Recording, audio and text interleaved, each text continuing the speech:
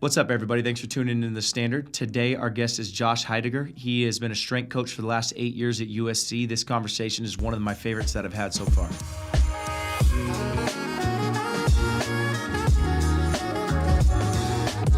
So, from USC to Boise, how's that transition been? It's been good. It's been really good. It's been I call it a deep breath. I've never been able to take a deep breath like this in my career. Right out of college, got into coaching quick. Yep. So I was coaching high school football, and my wife's a teacher and a coach. Got into strength and conditioning shortly after that, and been in college strength and conditioning for 10 years. So this is the first time I've really been like, all right, let's look around. Let's look within. Let's take a breath. Let's see if this is what I'm supposed to be doing, and this is where I want to be. So I think we figured that one out of where we want to be, where we want to raise kids, and kind of be a family unit. So now it's like, all right, now what do we do here? How do we impact people? Yes, sir. And you guys, your wife's from here, but you guys met at NNU? Yeah. So she grew up in Nampa. I grew up over in Oregon, Medford, Oregon. Met at NNU. Was there for 3 years. Redshirt year. Had a shoulder surgery there. Was a track athlete there. Such a fun time. So many good memories at NNU. It was such a fun little campus, kind of small college feel. Yep. She was a baller. She comes from a really sports-heavy teacher, coach type family, great people. Brothers, sister, all good athletes. Hoping our kids get all of her genetics because they're good genetics. But she was All-American. She was, the best. And I was just like, I want to hang out with that girl. And luckily she wanted to hang out with me too. So I love it. Yeah. And went from there. I transferred, finished up at University of Oregon. Okay. Through javelin. I was a javelin thrower. So I did that on their track team. And graduated and had no idea what to do with my life. And as some of us do. How do you know? So you know some of our legends, Karen Murphy, Sean Murphy, and the dad, Oh, absolutely. Kevin Murphy. How do you know the Murphys? So Cammie was coached by Kevin Murphy. Oh, okay, cool. So she has that connection, and that's where they started getting on the map. Was kind of right around when Cammie was going through there, and I think she'll get mad at me if I mess this up, but I think they were runner-up her senior year. I think they lost in the state championship her senior year, but he's obviously won some state championships since then. I was going to say, if you don't know, he probably hasn't lost since. Yeah, he's a household name now. Legend. But he was just really setting the foundation back then. So it's always kind of fun to be around when, the foundation is getting set and you make kind of special bonds, special memories. So he's one of our people here in Nampa, and he's good people. So yeah. So let's go to your journey. Sounds similar to mine. Didn't really know what I wanted to do. I wanted to go to PT route. Yeah. Didn't know if I wanted to do some of the clientele there. I wanted to mainly just work with younger athletes and athletes in general. But I was coaching baseball, at the same time as well, and it kind of led me into the SNC side. What you started with football, kind of give me, where you've been, and now you've been at USC for 8 years? Yes, I was at USC for just over 8 years. So maybe let's go through that little path right here. Yeah, graduated college, student athlete in college, got a degree in being a student athlete basically. Yep. With transferring and all that kind of stuff. Went into school wanting to be a nurse. Had some stuff throughout my life, injuries and hospital visits and stuff. I just was like, dude, I'll crush that. I love that. The connection piece, the service piece, empathy, all that kind of stuff. Yep. I felt like I was right in my wheelhouse. Got into the nursing program at Northwest Nazarene and was instantly like, I want to be a coach too. I don't think I can do both. And so that was my first tough decision in life of just like, Dad, what do I do? Yep. We're in this thing. I'm, a semester into nursing school, and then had to pivoted and did kinesiology and teaching, and then transferred to Oregon. They didn't have that, go figure. University of Oregon didn't have kinesiology at the time. So would have had to have been a science teacher, which is cool. Love science teachers, but not what I was passionate about. So I got a degree in what we called back then sociology, just learning about life and culture and people, and such a cool experience to go to University of Oregon. My first real formal introduction to strength and conditioning. I knew the weight room very well up to that point, but not in a structured, organized, teaching format like that with Jimmy Radcliffe. So that was cool. Heck yeah. That was really cool to kind of. Were you coaching that? Were you like a GA there when you? No. So that I was a student athlete. Oh, okay. So just junior, senior year, went there, competed. Yes. Went through the whole Jimmy Radcliffe 101 program, and he was awesome. And so I didn't know any different. That's all I knew. Got out of that. Graduated, Cammie was already working, wife was already working, teaching, got engaged, we got married the summer after I graduated, and then I hopped into high school football. And Jimmy Radcliffe was like, hey man, you want to do this for a profession? You just need to start coaching. Just learn how to coach. And we talked about this last time, was just so many people have these degrees and all this knowledge, but they can't coach their way out of a paper bag. He's like, just start coaching youth, start coaching high school, coach pee-wee, whatever you can get your hands on, start coaching, start connecting. That's what I did. So high school football, I loved high school football. I played high school football. That was my first, just like, I want to be a high school football coach. Thought I wanted to be a PE teacher. Was, in the process of going back to school to get my master's in teaching. But that's what my wife does. She's a PE teacher, health teacher. And we just didn't think it was wise to have two PE teachers on the same roof. Probably could have made it work, but just had that check in my spirit, like, all right, I don't think this is what I'm supposed to do. So coached that year. Was an aide at an elementary school. So she was rolling. She was doing her thing. She was a great high school, Grants Pass High School. She was the head volleyball coach there. Took them to the playoffs, like just doing some really cool things. And then I was like, hey, I think I want to get into college strength conditioning. And she's a rock star, so she's like, hey, if you get an opportunity, like, go for it. Like, I'm 100%. I'll support you, and we'll do this thing. As you know, getting an opportunity is the hardest part, getting your foot in the door. So honestly, like, just a weird roundabout way of getting my foot in the door, but got my foot in the door at the University of Washington. Cool. And worked with their football team. Ivan Lewis was the head guy there. Loved it, super green, knew nothing, but I was a student athlete. So I had confidence. I had kind of like that it factor of being able to connect with the athletes, motivate the athletes. And I was just like total growth mindset, like just wanted to learn everything, wanted to ask all the questions, was pretty humble about it. Yep.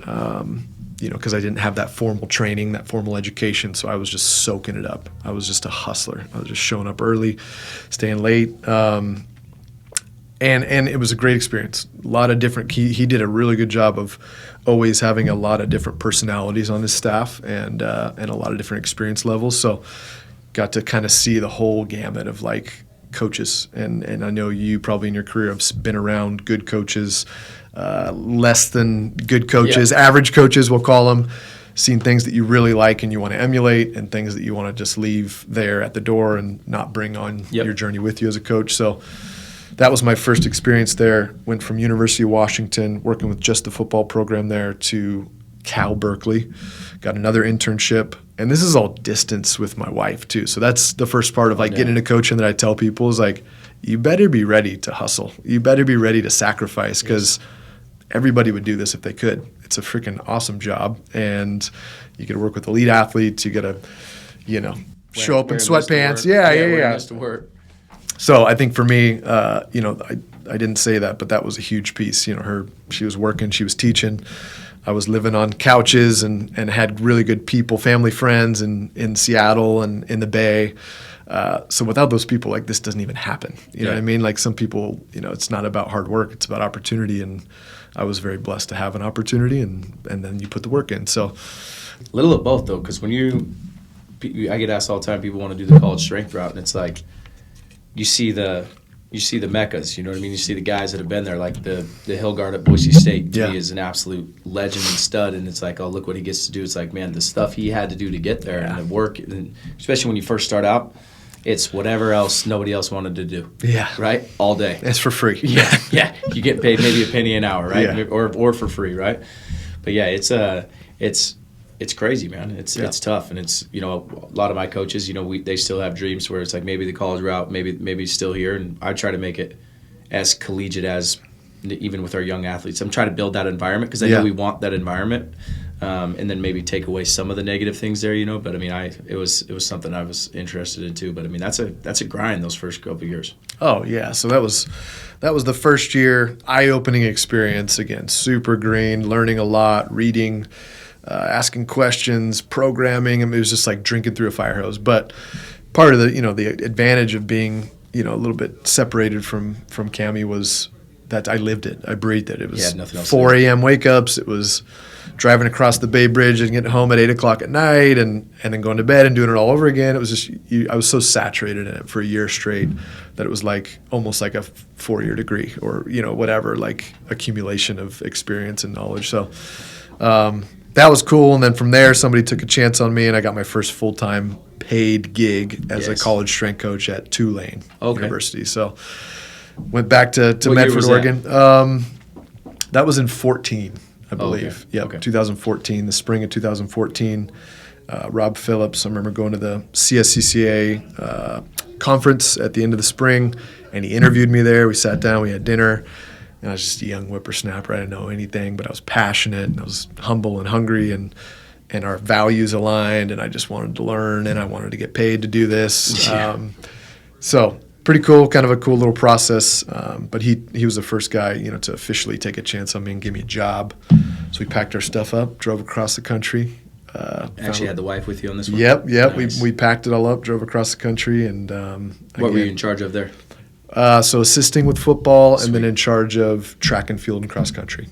Working with high volume of athletes. Oh, absolutely. In a small space, too. Yes. Not a huge weight room back then there. We know all about that. Give me some, like, what did that teach you how to do? Because every time, even when we get like a parent or a coach, it's like you hear this ideal, beautiful program, but practically it just doesn't make sense. Yeah. With time, with space, with numbers. Like, that's not going to work. Great. Well, then you're going to not do practice today? Yeah. Right? Are we not going to, you know what I mean?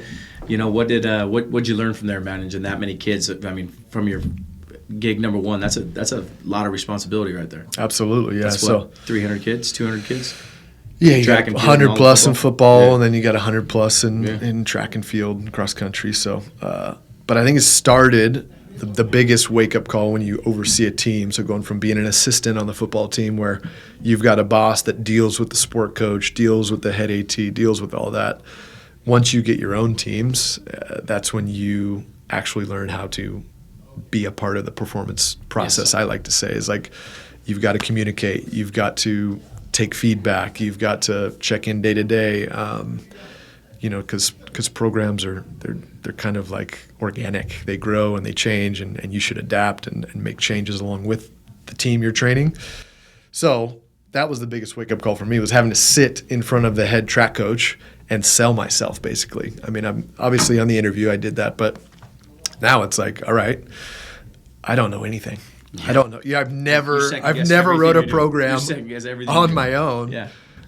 Besides for like a high school football team, and now this guy has to put his trust in me because I was hired, and he was part of that process. But a lot of times in those college situations, those Olympic sport coaches aren't in charge of the hire. The director of strength and conditioning is. So I was very grateful, very humble. Approach the table, the seat at the table with that mindset, and I just wanted to learn. I want to learn what's important to you, what was important to your athlete population, what's the makeup of this team, what's your guys' identity, your culture, how can I support it, all that kind of stuff. So I luckily was just blessed with that intuition as a coach and a person right out of the gate. I think a lot of people in my experience, I've had to, at least as a supervisor the last 4 years, teach some of that and kind of how to acquiesce and start, hey, man, you're really smart, you're a great program, but how do we integrate it into the weight room with the team? How do we help them absorb and learn? And how can we teach in a more, impactful, meaningful way? And then how can we sit down with a sport coach and build buy-in and get their trust? So that taught me that. That was the biggest thing. Love it. And then the efficiency part, which is what I think you were kind of getting at, is writing a program and then doing it, and then literally that same night being like, I'm rewriting the whole program, because that does not work. Yeah.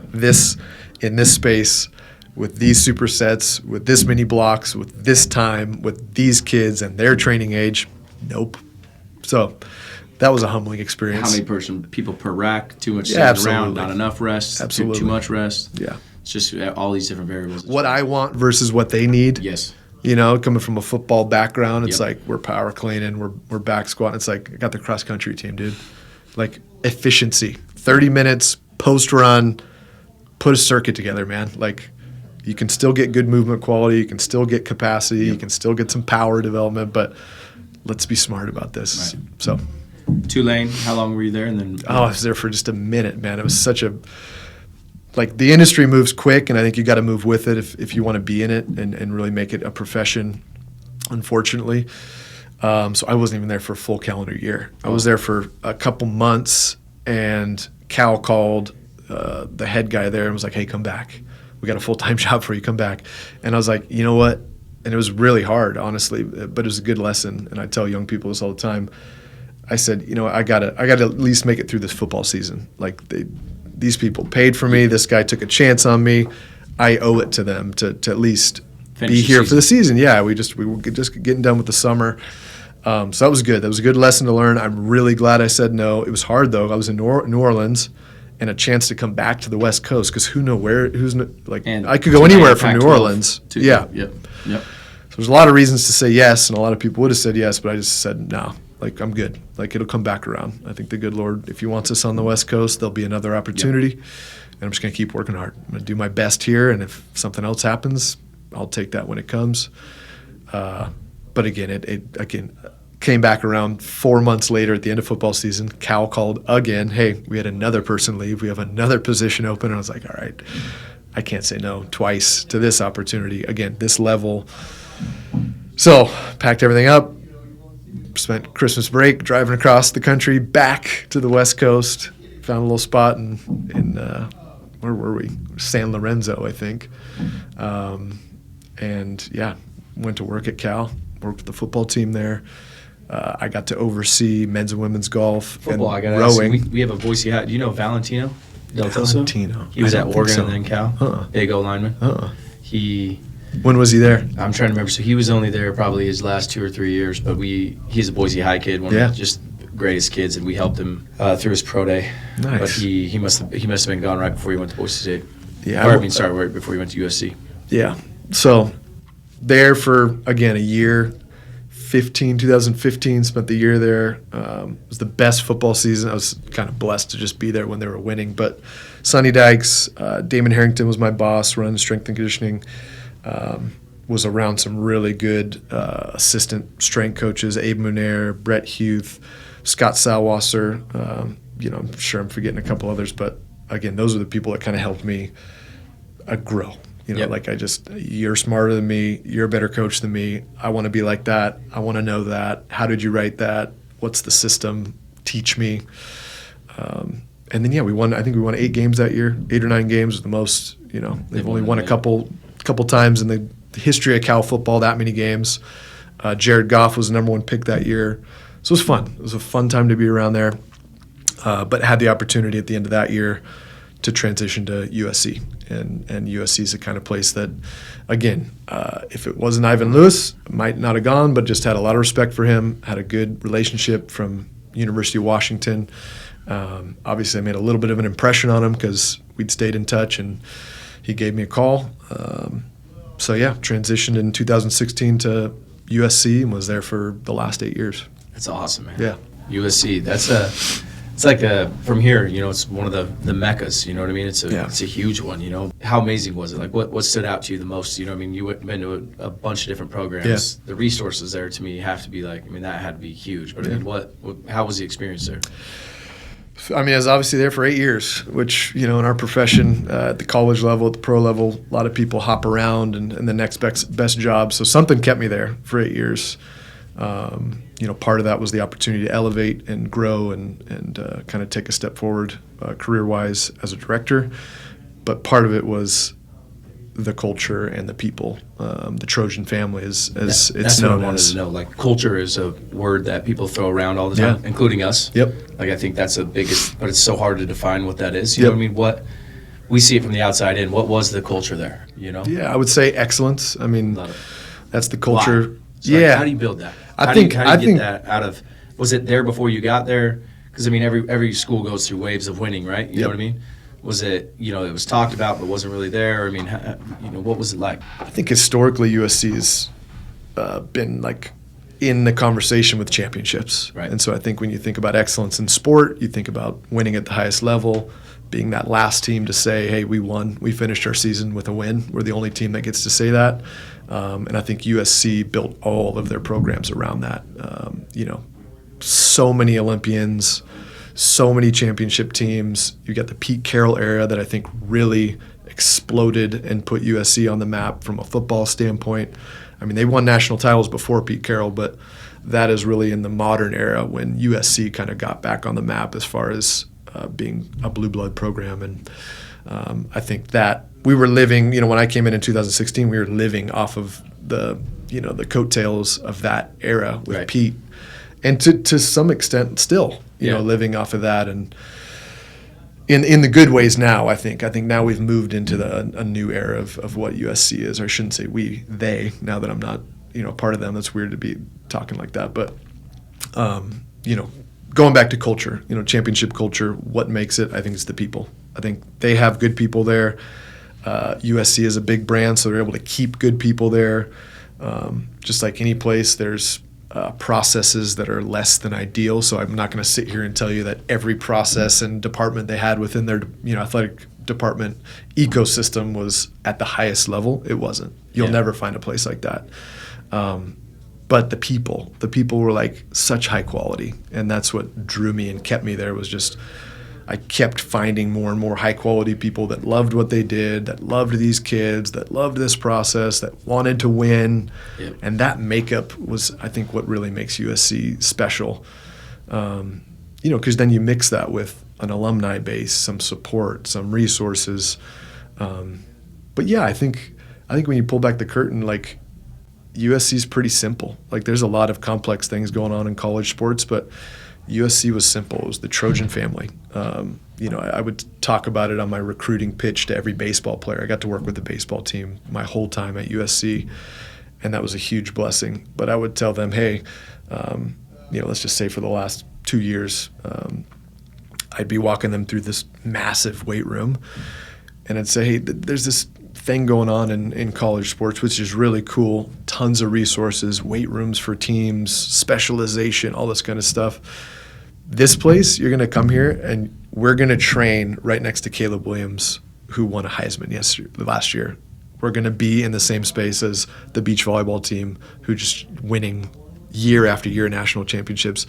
You're going to walk into a space and not feel alone. You're going to feel like you're part of something bigger than yourself, even bigger than your team. When it comes to like pursuing excellence, everyone around you is pursuing national titles, not just conference championships, but trying to be the absolute best. Right there, yeah. So that to me was like a big reminder to parents and to kids of, hey, you're getting a great education, but you're also getting a little bit different experience than the normal college experience these days at a blue blood program. Because it's usually you're in your little baseball facility, your baseball people, might have a couple other sports friends, athletes. But at USC, it was like they all ate in the same dining hall. So there's like still some old school kind of gritty blue collarness to it in a blue blood kind of, changing with the times, high level environment. So it was cool. I always like to ask my coaches, like, what's one team that stood out to you different than the rest, and then why? Not even always the most talented, but maybe that had the most success, or like you just felt like they were the most bought in, and like what was the separator? So I always try to look back, like I have a few teams in my head and coaches that I work with the teams, you know what I mean? It's like, okay, those are the reasons why they won. You know what I mean? Do you have a team that stands out to you in the 10, 12 years you've been coaching? Yeah, and lots of teams. What sport? I think that's the better question. Which sport should I talk about? Maybe one football, one baseball. Yeah. Football-wise, I think the most fun I had coaching and being a part of a football season was 2016, right when I got to USC. It was Clay Helton's first year. We started the year 1-3, I believe. Had to bench our starting quarterback, Max Brown, who I think is an amazing human, individual athlete, but also now like who he is as a person, kind of what he's doing is amazing. So if anybody out there on the interwebs wants to follow somebody and be encouraged, follow Max Brown. He's got a phenomenal story from all his athletic accolades to now kind of what he's doing. But so Max got benched. had this kid come in, Sam Darnold, Yeah. and the legend of Sam Darnold was born. And we went on, I think we won 9 straight games. And we went to Rose Bowl, and we were playing a Penn State team that was probably better than us. And it was a crazy game, and we were down, and we came back, and we kicked a field goal at the end of regulation to win it. It was just fun. It was just a fun season. It was just a team that tons of talent. I'm not going to say that there was no talent because it's USC. USC always gets talent. They always get some upper echelon guys that are going to go to the NFL, and we had a pretty good pot of guys that year. But it was a group that truly stayed the course. Yep. It was the first time that I'd seen the media be so against us and the world around be so against us to start a season, new coach, all those different factors. And to see these kids just kind of toe the line and continue to work and to believe in each other and to keep taking every week as it comes and pressing the reset button. That was pretty special. I'm always interested, how the whole organization worked. So, your communication with the coach, Yeah. you know what I mean, or your head strength guy with the coach, with the training staff, with the therapy, medical staff, all of that. Again, we were just talking about so many things we want to do, but we can't do because, one, we might piss off somebody, two, it might not be able to work logistically, time-wise, the communication's not right, coach doesn't want to, AT doesn't, how was that communication, especially at that big of an organization? I work at some small organizations, and it's really hard to do it right. Not like I'm the only one doing it right, but it's, or sometimes I feel like I'm the only one, but everybody has the same interest in mind. They're all out for the same athlete. It's just getting us all on the same page, getting us all, paralleled in where we want to go is crazy hard. How was that year? It's good. I was, again, small seat at the table as an assistant strength coach with football. I didn't get to see a lot of those inner workings. I was close to my boss, but, so I gleaned information from what the process looked like. Was it Aaron Osmus at the time? It wasn't. It was right after that. It was Ivan Lewis. Oh, okay. Oh, yeah. Who's with the Seahawks now, with Pete Carroll. But Ivan was great. He was always willing to share information. And again, as a young professional, I just wanted to know. I just wanted to know, hey, what does it look like to do what you do? So he was great in peeling back the curtain, so to speak, and letting us kind of see or hear about what the process that you just described looked like. And it was, hey, every day they would meet as a staff, the whole football staff, the head athletic trainer, the head strength coach, academics, recruiting, all of it, just big table. Kind of like an organization, yeah. You know what I mean? Kind of like a State of the Union, whether that's once a week, once a day. And everybody would have their report. You'd have your report ready. You'd do your thing. You'd speak your piece. You'd have your injuries. You'd have your guys that aren't going to class. You'd have your, guys that didn't go to meal, whatever it was. So everybody kind of get to voice those concerns. That kind of outer ring would kind of probably either stick around or exit. Yep. And then you'd get to the inner ring, which is more of the football, the X's and O's, the strategy, the tactics, the weekly, format. But yeah, for lack of a better term, kind of a high-performance model of bring everybody together. Let's have a conversation. Now, what gets done based off that conversation, I don't know. I wasn't a part of that. But I was kind of a big, part of a big cog, little piece in a big cog that was rolling. But like I talked about a little bit with Tulane and all the other teams that I got to oversee and be the director of and be the, the head coach for from a strength and conditioning standpoint, those are the pieces that I got to see the interplay between the different parties, the different departments, the different practices, the disciplines, and then the action that comes from those meetings or the lack of action that comes from those meetings and the frustration that ensues. So I think for me, that maybe gives you a little peek at kind of what a college football framework looks like. Yeah. But all the teams get run differently. Every football organization's different. Did you run baseball at USC? Yep. So How did your baseball. relationship go with them? In my experience, the baseball guys are more finicky than the football guys, especially when you got a thrower. Yeah. Right? Why is my guy doing this? Yeah. This guy just threw this. Or if they have any pain, it's not because of what they're doing at baseball. It's because of what weight they've been lifting. You know what I mean? Yep. How do your relationship work with him? How was that dynamic? And I'd love to pick your brain on some of the baseball stuff, maybe outside of this. But what were you able to implement everything that you wanted there? Were you kind of following somebody else's model that you were working together? How'd that work? So I had, from a baseball standpoint, I had three. In the 8 years I was there, I had 3 different head coaches. Okay. So Dan Hubbs, which was total players coach, amazing personality, pitcher by trade. He was a Trojan. But again, he gave me a lot of grace. He gave me a lot of trust that I hadn't earned. He knew how passionate I was, how much I was going to really pour into his kids. Yep. I was very open. I tried to, again, ask all the right questions and build trust and buy-in with him. But he was kind of one of those coaches, and I was lucky. It's just like pure luck. Like, hey, do what you want with him. Don't hurt him, but do what you want with him. Do your thing. And again, I did my thing, and it was a good thing. So that built. That kind of created some layers.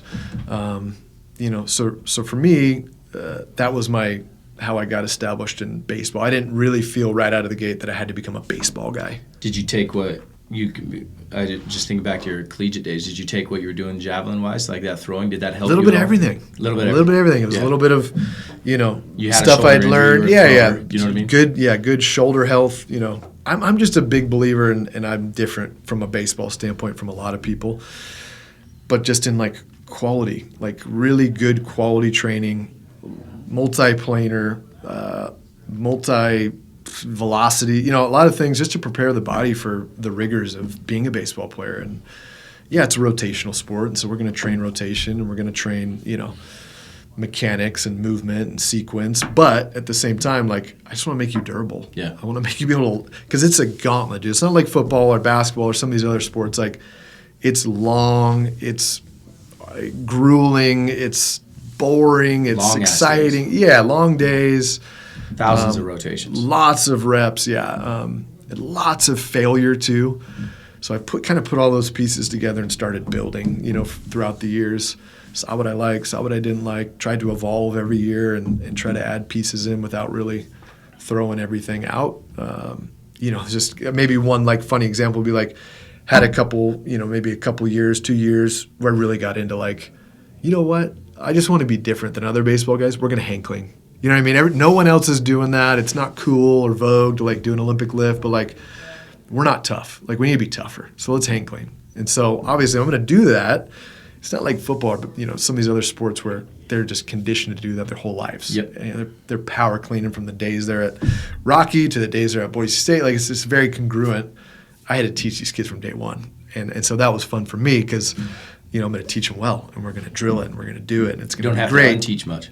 Yeah, and I'm not going to worry about massive weights. I'm going to worry about quality and crispness. Speed. Yeah.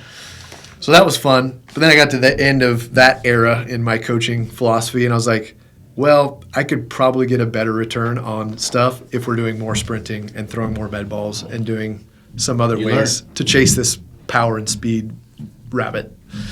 But it was fun because you kind of go through the metamorphosis of what you have talked about and mentioned is like what works for this space, for this team, for this time. And so what worked for Dan Hubbs maybe didn't work for Jason Gill, my next coach that I got to be a part of, and his staff and his mindset. But again, he was a little bit of a transition to like discipline. Like, let's get disciplined. Let's get dialed in. And so I learned a lot from him, and he was an amazing dude and really even more so took me under his wing, him and, Teddy Silva, and like just allowed me to be part of their staff. Because before it was like I felt like I was the strength guy. Do your own thing. Yeah. Just you come to me from practice, and this was more of like, hey man, let's go grab coffee, let's go grab lunch, let's get you in here. Way more comfortable feeling in the dugout and being a part of the game day process. So that was a big evolution, a big step. So I owe a lot of that to Jason Gill. And then COVID hit, and he got a raw deal. I'm not going to go into all the details of that, but so he was out after a quick tenure of 2 or 3 years. Shoot. And then we're in the era we're in now, which is Andy Stankiewicz, and he's phenomenal. Like he's, again, another metamorphosis, another step in the right direction for that baseball program of just care, competence, consistency. And so I'd say I told you about the football, my favorite year. And again, you could say, well, it was your last year. Of course it was your favorite year. This past season was my favorite season with baseball because we started so poorly. Again, I think I'm an underdog by nature. So I love the underdog story. Yep. Started so poorly. We came off of last year with a ton of juice. Picked to finish last. I think we finished 4th. Got snubbed. Should have went to the postseason. Everybody knew it. For some reason, didn't get picked. So came into this year with a lot of guys back and a lot of talent, and we just came out flat. And we just could not win.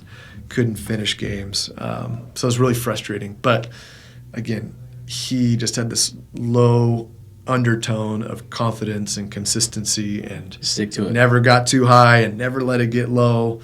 Stick to it. And he's a pro. You know what I mean? These pros, they understand. They understand that, especially in the game of baseball. It's like keep going, keep attacking, keep practicing, keep working. You'll get rewarded. So we did. We did at the end of the season, man. We pushed. We went on a huge tear at the end of the season, and we made it. We were one game short of automatically qualifying, for a regional. Made it to the Pac-12, the last of the Pac-12 championship game, and ended up losing to a good Arizona team. We're ahead the whole game. It was just such a special, cool, fun season to see kids stay the course and believe in this coaching staff. So, that was kind of my baseball time. Yeah. 3 different coaches, 3 different philosophies. I stayed the same the whole time. But what I did in the weight room and kind of from a training performance standpoint never really changed that much. It was, for me, always about quality movement. It was always about let's be disciplined and care about what we do in this space. What we do matters. So how you do anything is how you do everything. Let's leave this place better than we found it. I'm not worried about that team that trained before us or the team that trains after us or what football does when they're in here. Like, when we're in here, this is how we work. Yep. And, I went about it my own way. And I wasn't an a-hole, and I wasn't a pushover. I was Coach Josh. I was Coach Heidegger, man. Like, they just knew that, I was going to be consistent every day. And I was my style is a little bit more personality, so juice, energy. It's 5:30 a.m. and they're walking in. It's pitch black. We're upstairs getting ready to do a speed session, and it's Happy Monday, boys. Welcome to the show. Let's go. And so, juice. My job was always to make sure that I set the temperature. I tell my staff that all the time. We don't want to read the temperature. We don't want to be. It's this thermostat versus thermometer. Let's set the temperature every single day that our kids come in this room. Yep. You set it. You set the tone. You don't read it. You don't wait for them to tell you if they're ready or if it's a good day or a bad day, or if practice was good, or if they're feeling okay after they lost a series that weekend. You set the temperature, and you press the reset button for them. They don't have a choice. I tell our staff all the time, we're not allowed to have a bad day in front of the kids. You know what I mean? Where it's you can have it in front of us, we can chat, we can do this, but we got 1 hour with them. And if we're having a bad day and we're low energy in there, that intent's going to go down, intensity's going to go down, enjoyment's going to go, which everything too, the actual physical adaptations we're trying to get, everything decreases, right? Yeah. And in the private sector too, these kids pay for it. You know what I mean? Absolutely. I remember 12 years ago, one mom said it was on the calendar, off the field, these 2 nights on the calendar, and just thinking about when I was playing sports and younger and stuff and the things we had to go to, but they have our gym part of their sports calendar, they have to be here, we have to make that hour worth it. Yep. Especially a drive from East Boise or a drive from Nampa, Caldwell, Eagle, wherever it's at. So we're that's good pressure. Yes. That's good pressure. Yeah, and I want to let the guys be open to talking with me and stuff like that, and we can vent, you know what I mean. But in front of the kids, we don't have a bad day. Yeah. Every session, the one that you cover the most ground in is always your best session. Yeah. You know what I mean. The ones that you just sat there the whole time, you look back and you're like, those kids deserve better than that. Yeah. You know what I mean. The rotation, I was going to ask you about. I struggle with this right now with baseball. The kids that are playing club right now that have a chance to maybe go play varsity ball and go get into the collegiate level, they never stop throwing or swinging, ever. Yeah. Right? And so they come to us because they want to throw harder and swing faster. But they're already rotating so much. And it's the more I rotate them, I feel like I'm doing more harm to them. Yeah. You know what I mean? Yeah. How did you handle that? Was it parts of the season? Was it different things to where it's okay, during the season, because sometimes I think almost reps go down because you're not practicing much. Is that where you're supplementing the rotation, or it's in that ramp up period, are you less of that, trying to just keep the quality moving? Or I know a high school kid's schedule is way different than a college kid's schedule, but that's something that we're dealing with where it's a back's bugging. Well, what'd you do? Well, I did an individual lesson here, then I did practice with my high school team here, and then I did a club here. I threw a pin, and the other 3 I hit the whole time. It's well, your back's not going to. Nope. It's just we're just not built to have. You're accumulating too much volume. Yes. Training load. How do you handle that rotation? Volume and rotation. It's a buzzword. It's not a buzzword. It's just a fun thing to think about when you're training baseball or tennis or golf or any of these teams that I've had been fortunate enough to work with. How much do you train? How much do you account for in the actual sport? What does that interplay look like? For me, it always came down to the time of year. Like, Yep. I can help build some capacity to rotate well, to generate some power productively from the ground up, maybe see if there's some red flags. But, from a torso standpoint, I think that's a pretty, at the training age I would get, especially right out of high school, that's something to really maybe focus on. So whether that's... Would you train it while they were at such a high volume? Yeah, so it would just depend on what that volume looked like. Okay. That practice volume. I would start out with a huge chunk of maybe doing rotational stuff to start the year because they're not in fall ball yet. But as soon as that transitions, well, then I cut back. And then maybe when they go to the next phase, the preseason phase, I cut back even more. Yep. So I think there's people that probably manage and account for that rotational volume load in a much more precise way than I would. But for me, it was just like that conversation between the coaching staff of just like, what are our practices looking like? Gotcha. What are our reps looking like? Whether that's pitch counts or time in the cage. And part of it is like the unknown part of like these guys go in the cage at 10 o'clock at night and take 200 hacks. It's like, okay. Do they need to do some peel-off rotations, cable-resisted rotations? Like, probably not. Like, they're going to be okay. So I guess let me frame it then. You say you have a kid who maybe his limiting factor is exit velo, or his limiting factor is arm velocity. Is it all coming from rotation? So say he is in it, and it's like, hey, coach, man, I'm at here, I got to get to here. I got to get 2 more miles an hour. I got to get 5 more miles an hour on the exit velo. So you're trying to help him increase that, you know what I mean? So he's working on it too. Were there other ways that you found to maybe help with that, you know what I mean, to help increase that, where maybe it's not, a peel-off press or maybe it's not, like what did you do? Like, okay, this kid, for him to get on the field, I mean, if this guy gets from 89 to 91, we got a shot. Yeah. You know what I mean? Yeah. How'd you help those guys? Most of those kind of situations, like I looked at their nervous system. Okay. Like I looked at their engine, for lack of a better term, and like I'm going to build the engine. Some had a longer process than others because we needed to put a bunch of lean mass, and then we needed to really attack power and force output. But I think going back to like the rotational piece, I didn't do a ton.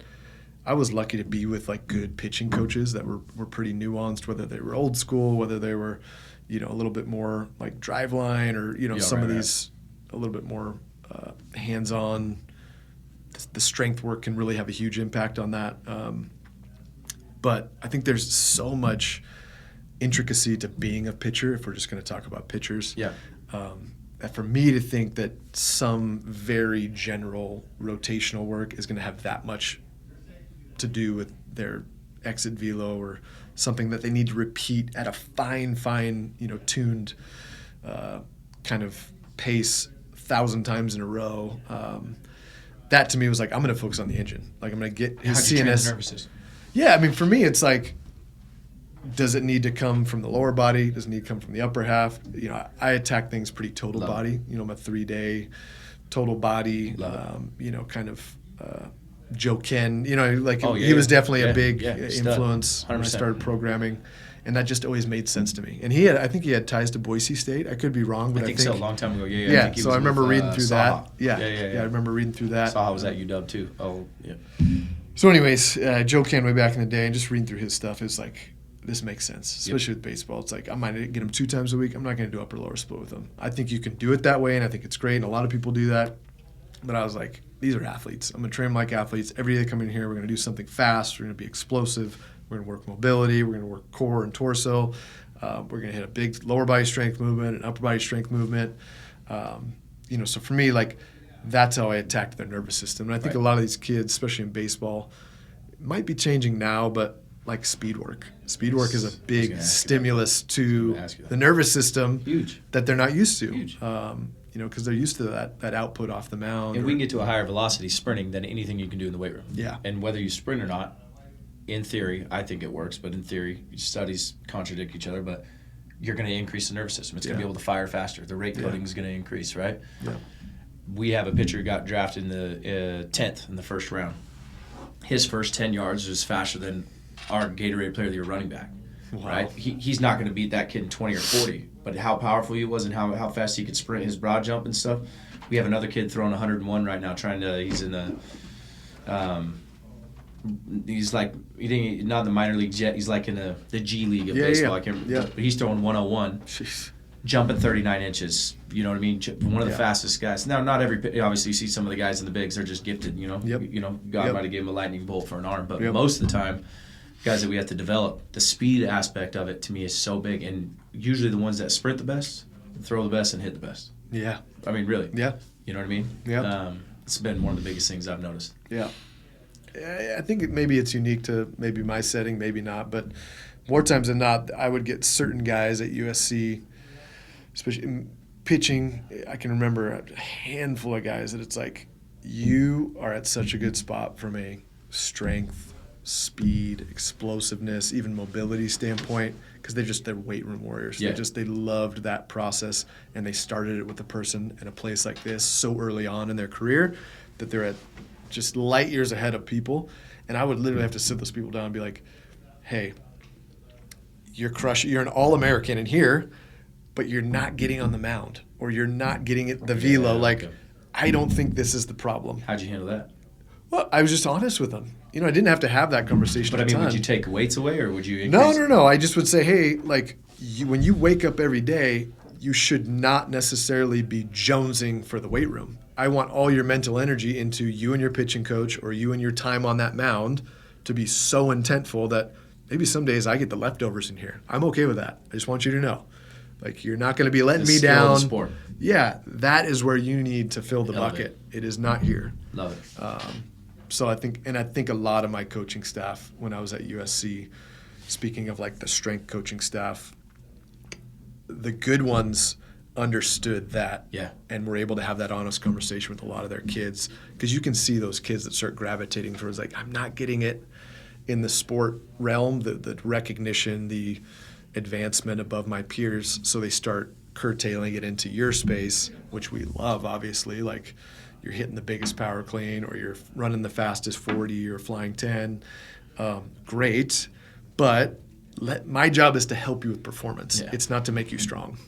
So how can I trying to be best on the field? Yeah, we want to transfer and translate all this stuff to that. And if it's not, we got to talk about that, because that's a problem. Yeah, that's me not doing my job. If I'm just happy as a clam because you're putting up big numbers, and then you're not playing, or you're not performing, or your skill level is not developing at the same rate as your strength level, we should be talking about that. And sometimes that happens, at a high performance meeting with the coaching staff. But our relationship with those kids, we see them every day, and it's nice that we have that layer removed from playing time, that we can be honest with them and say, hey, your coach would never say, take less hacks in the cage, or don't go play long ball, take a day off. But I'm gonna cut through that and say, this is what's in your best interest. So I think part of that too is being on board with your coaching staff, because you never want to become that pariah of, oh geez, he told them to do that again, or he told them that what we're doing is not working, or not the right way to do it. So that's fun, because I think a funny one I think of is with the most recent pitching coach, who's moved on to a different situation now, but Seth Etherton, sitting down with him, he's new age, but he's also old school when it comes to conditioning. And that's in baseball, right? You smile right Pulls away. For days. Yeah. So say, I want my guys to be tough. I want to be in shape. And so we had a really nuanced, I came with the research and said, hey, man, here's what I believe in, the high-low, recovery. What does a pitcher need to be able to do? Pitcher better. Just because Nolan Ryan and he's super smart, and he's super smart, and he totally got it. And same thing. And there's another story with my head coach, Coach Stankiewicz, coming back from Christmas break, wanting to run a mile or a mile and a half or 2 miles or whatever, do a test. And so I do my presentation, and at the end of it, I always say hey, here's my recommendation. Here's what I can stand on. Here's, from a professional standpoint, here's what I think our kids need. Here's what puts them in a good position to be safe and healthy and whatever. But I'll support everything you do. Absolutely. And I was like, if you're going to do that, think about this.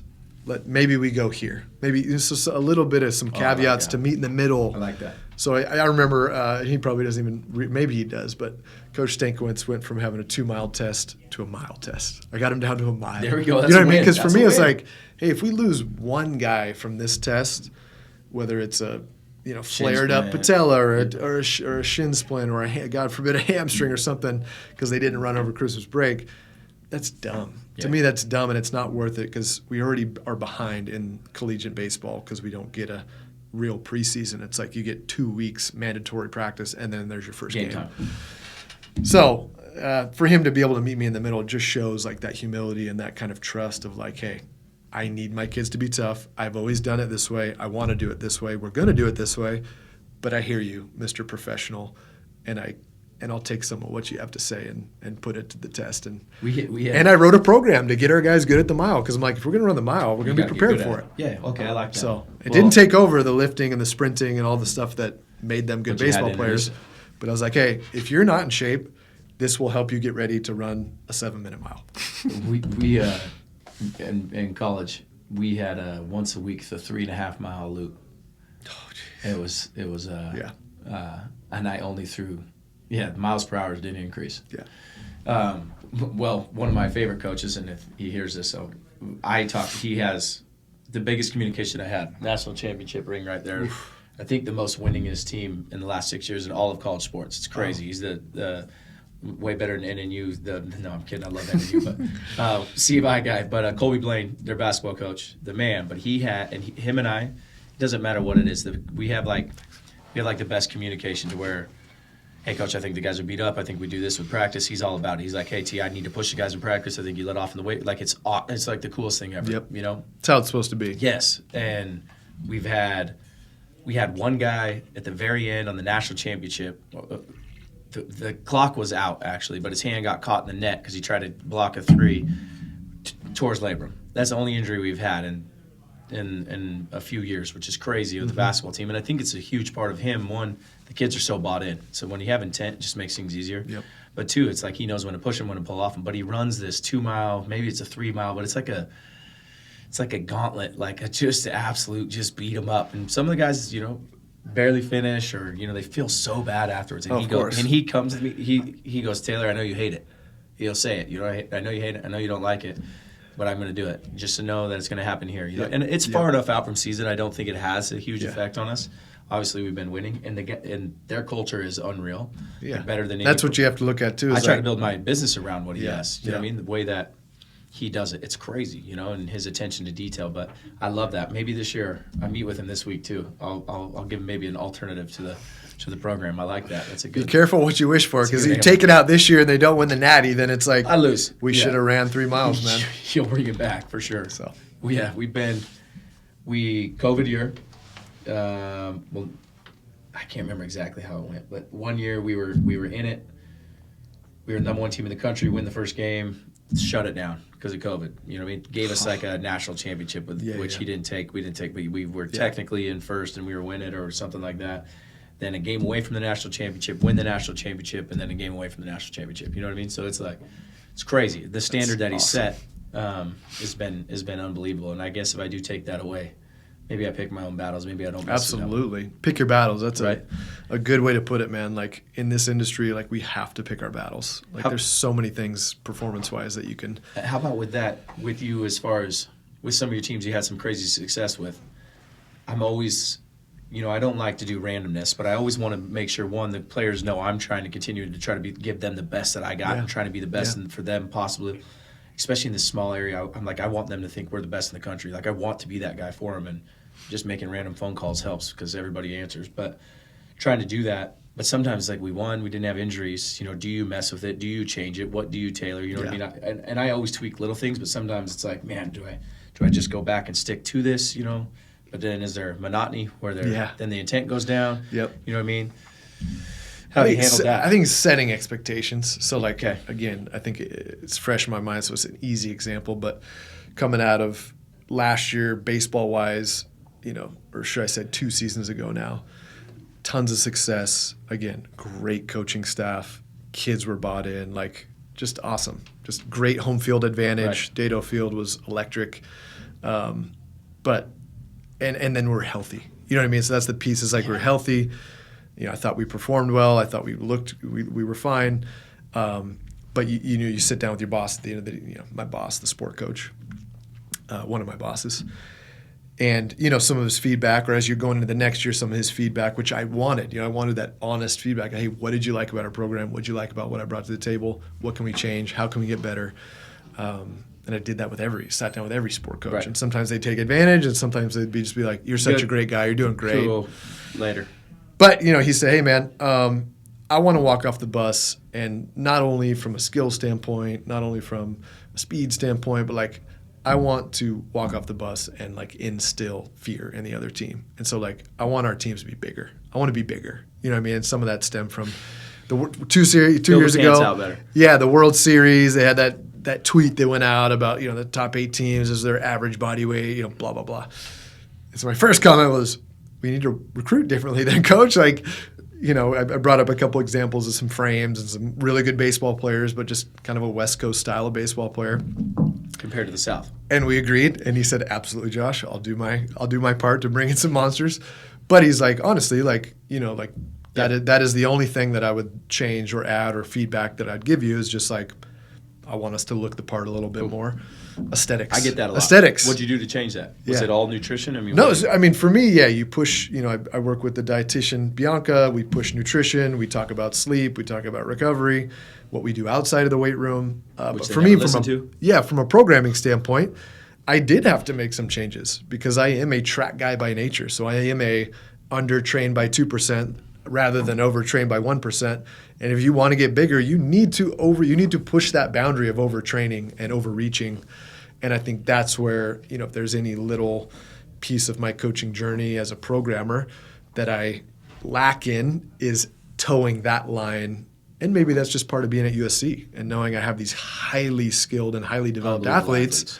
I don't need to toe that line quite as much as maybe being at a NAIA school where you got to develop the hell out of these kids if you want to win a natty. But that was definitely something that I had to put my ego aside and say, hey, okay, I'm going to give Coach what he wants. Like I've told him the expectation. I've told him the trade-off. I said, hey, there's going to be trade-off here, Coach. There's going to be maybe some fatigue at practice that you didn't see this last year that you're going to see because I'm going to beat them up. Right. And we're going to push it longer than we did last year to keep that weight on and to keep that volume in their program. I'm not going to quite just focus on the nervous system once we get in season. It's like I'm going to keep that lean mass on them. Yeah. So I'd say volume was like the biggest piece that I adjusted. And adjust a lot of the movements, but just that time under tension, pushing nutrition, education, creating a culture that wasn't, hey, look at me, let's get in the mirror and do bicep curls, but also creating a physical culture of like, we want to look good, we want to be strong, we want to be explosive and fast, like all of the areas, and not negating the aesthetic or visual piece of like an athlete's confidence of being able to look in the mirror and be like, I look different. I feel better because I look different. Which helps a ton. And because I move better. Right. So that to me was a little bit of, going along with that sport coach and taking that feedback and saying, all right, I'll take your feedback and here's what I can do to meet you. Now, thank the Lord, we had very few injuries this last season too. So it was kind of like, okay, praying sweet. And hoping. Yeah, sweet. Like we made enough adjustments along the way and I listened to the athletes along the way. And I think that's where the rub is being really in tuned with the athlete and with their body and with the day-to-day grind of a sport, and knowing that one of my favorite human beings and strength coaches of all time, Jill Zeller, would always say, your body, your call. And I think she got it from Mike Boyle maybe, or she worked for him, but your body, your call. And it is your journey, that is your career. And so I could tell you, hey, I need you to get on 500 pounds for a back squat today. And if it's not the day, it's your body, it's your call. So if you don't have the confidence to step into that training session and do that exercise, I respect that, and I'm never going to demean someone or call someone soft for doing that, because I know all the other areas of my culture are not going to allow that to happen. Yeah. If it's going to happen, it's because that kid knows that he can be vulnerable in that moment and be honest and say, not feeling it today, man. I need to make a change. So that's how I stayed healthy with my teams and kept them healthy, was like, hey, I'm going to push you, but you have to be honest with me. You have to Right. communicate with me because I'm only as good as you let me be. Okay. This program is only as good as you communicate. If you communicate more, this program will be better. It's just X's and O's on a piece of paper. Yeah. Like for this to really push you to be a better performer, strong, resilient, all those things, you have to communicate. And we are going to have to make changes. What it is written right now will not be what it looks like in 8 weeks if you communicate with me. Because you're going to adapt differently 100%. to Johnny or 100%. to Jill over there, whoever. So Communication always with the athlete, with the coach. I mean, that's what it usually comes down to. It's just how good are you at it. And most of the time, they don't tell you the truth up on the first question. You know what I mean? Got to dig. With your athletes, just thinking about that, I always try to figure out like the habits that separate kids, separate us as strength coaches. You know what I mean? And we can get into you afterwards. It got you to USC and to become a manager of coaches there. But every athlete that showed up at USC, almost every athlete, is what we would probably, close to a freak as far as athleticism goes. Yeah. You know what I mean? So for them to get on the field or on the court was probably extremely hard to separate yourself. Yep. You know what I mean? What did you see from the guys, when they came in, or the girls that when they came in at the young age that they did that separated themselves to help them have the success and maybe the playing time and the success after the sport on the field? I mean, was there some patterns that you recognize, you know what I mean, from different athletes? I think a simple one is time management. Like going from high school where your parents are managing your schedule to now you're in college, you're on your own. That's the first denominator for me of people continuing to develop and continuing to climb the ladder and rise is, can you manage your time? Or does it go the other way? Now you're staying up till 3 every night playing video games. You're eating Chick-fil-A 3 times a day. You know what I mean? There's always you're something showing to up do. 1 minute before There's always practice. something to do. Yeah, there's a lot of always something to do, distractions. and nobody telling you no. So I think people that can navigate that time management piece early on, it just gets them off to a really good start. And we try, sport coaches, myself, academics, ATs, we all try to help with that in our own way. But I think that's the first indicator of is this person serious? Can they manage their time? Or are they late to everything? Right. Or are they flying by the seat of their pants on everything? Or they turn this in late every time? Or they're right, at the deadline every time? It's it's only going to take one time, dude, and then you're going to be late. Yeah. One thing goes wrong and you're late. That's how, much how it is. You have no margin. So that piece, the time management piece. I love that.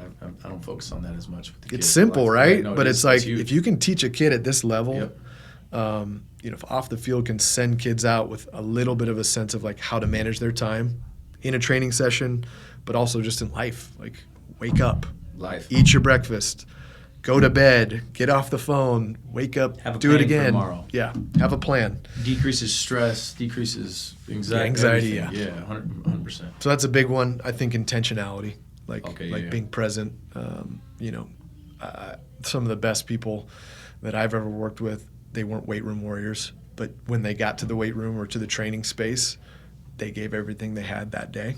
Okay. And I almost see it more in the people that I knew hated weightlifting. So some of the receivers that DBs. that I've worked with that I knew just hated grinding and squatting, Really fast, cleaning. Yeah. It was well, this is making you more durable. This will keep you on the field. This will give you a longer career. Those people, I have so much respect for the fact that I knew they didn't love it like I loved it, but they still did it with a good attitude and with passion and intentionality. So being intentional about whatever you're doing as an athlete, I think is big. And so whether that's eating, whether that's having a schedule, whether that's when you show up to a training or a practice, get into it. Right. Get into it. Don't go through the motions. Be into it. Ask questions. Be a part of the process. Don't just, all right, they're holding my hand to this, and then I grab the other hand, and they hold it to the next one. It's the sooner you can get away from that mentality, the sooner you can be elite. And I see it sometimes, my highest level athletes that come to want to work for us have been guided their whole lives sometimes where they just went from class to here and they never did anything on their own. When they come here, they have no idea. Yeah. I'll give them A, B, C, and D that they have to get done, you know what I mean? And the rest, it's a little bit independent, you got to figure your own thing.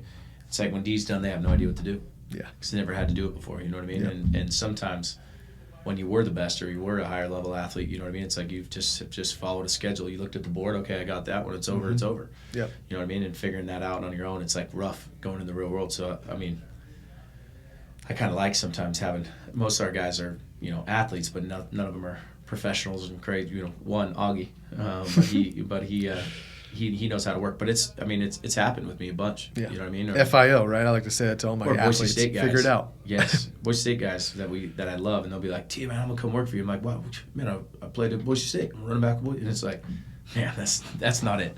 You know what I mean? Which is hard for them to hear, but it's like, hey, go figure this out. Go do this. You don't just, you know what I mean? And so that's something to see. How about with you? 8 years at USC, ended up in a director position, so managing coaches at a young age.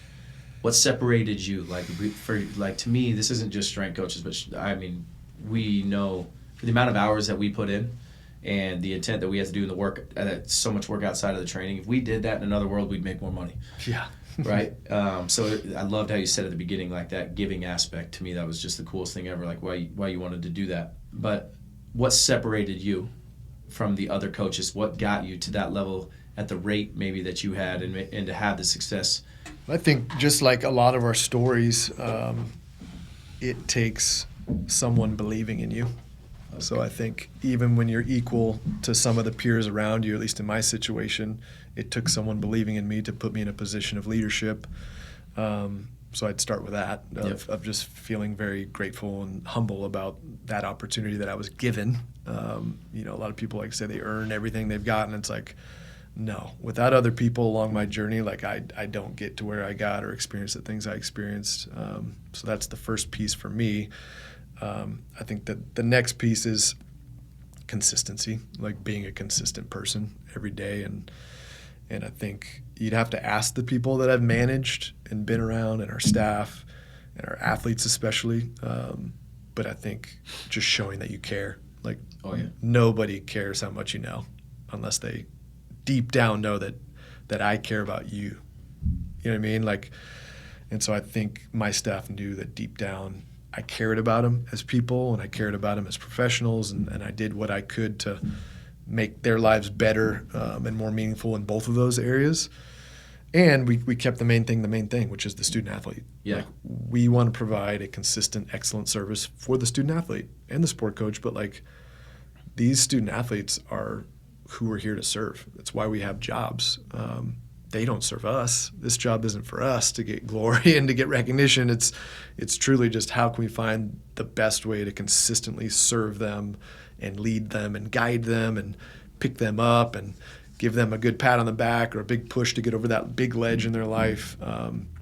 So I think to me that's kind of the culture I tried to establish the last 4 years in the sports performance department at USC, of just feeling supported. I think I came from a situation where, and it was created just because of the organizational structure, but as an Olympic strength coach outside of football. So I was working football, but I also had baseball. It was just kind of like, figure it out.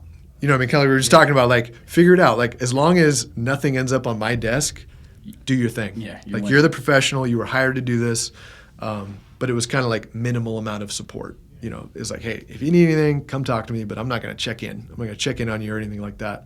Whereas I took a little bit different approach of, like, again, being a young guy. Like, there's a lot of people on my staff that were older than me, more experienced than me, but it was like no one was going to outwork me in the area of caring, of like caring about you and checking in with you. So if anything, people hopefully that are there or that left would just say, like, oh yeah, he cared about us a lot. Like, he really respected us and supported us and did what he could to make our time as coaches there awesome. And yeah, hopefully we push some processes and systems in the right direction and, enhanced performance and chase championships and all that kind of stuff. But to me, it starts with the people. Like, if you're going to be a manager or director, you have to focus on your people. You have to make sure they're healthy, sometimes to the detriment of your health or your anxiety or your stress. So my wife could definitely tell you some stories. But the kids see that too, though. They know that absolutely. You're giving it to them. You know what I mean? Yeah. And it's atmosphere. Like, creating an atmosphere is your people. Yeah. I could say, hey, I want to have a positive atmosphere in here. I want it to be energetic and passionate. And when people step in this space, they feel motivated. But that's like billboard stuff. You know what I mean? And I never wanted to have like billboards or record boards. There's nothing wrong with that stuff. But I'm like, it gets lived out every day. Your culture gets lived out. Like, if you ask a student athlete that just gets done what was sports performance like at USC? Hopefully they could say like, oh, it was a phenomenal experience. Like my strength coach was awesome. I loved her, or I loved him, or that was one of my highlights at USC. Like that was the goal every day for our department, is to be that highlight, to be that, you know, piece of their journey that was just super positive, super motivating, super uplifting. And then also in like this crazy world we live in now with technology and social media, super consistent. Like just, I was like, hey, don't be someone you're not. Yeah. Be the same person every day. Yep. Like, let's grow, let's get better. I'm not saying that. Be consistent. Like, run the session consistently. When you're having a bad day, it can't be a poorly run session. When you're having a great day, it can't be hair on fire, best session ever. Like, be consistent for these kids, because they have so much inconsistency in their life that they're going to crave your space if it's consistent. Yeah. Because they might not say it, but they want discipline. They want accountability. They want to know where are the guardrails. So let's put them up. And let's enforce them with love. Yeah. The more conversations I have with this, and the more, like, I've always, like, how can I be the most successful? How can I get the most out of my kids? How can I be a good now husband and dad? You know what I mean? But the more, it always comes, like, it seems complex, but it's crazy simple. And I think what you just said there, too, is, like, treat others well. You know, put their interests first, and then give them everything you got, or work hard. Yeah. Like, literally, those are the two things. Yeah.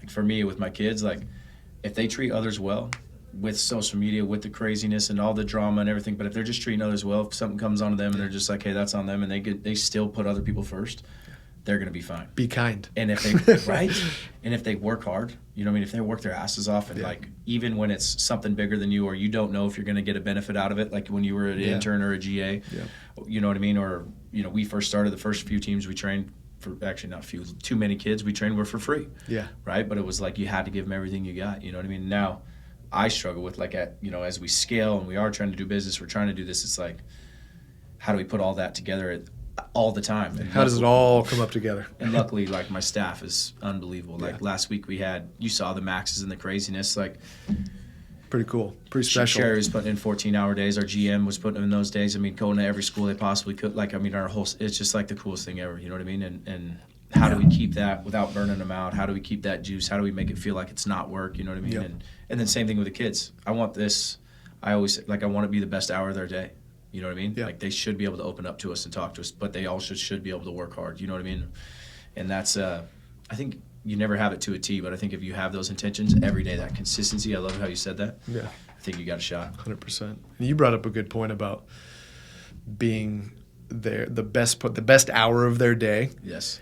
You know, I tried to go beyond that and say, hey, how can you integrate into the other pieces of their sport experience? So can you make it to a practice? Can you make it to games? Can you, you know, again, like, I say, hey, do your job, do it really well.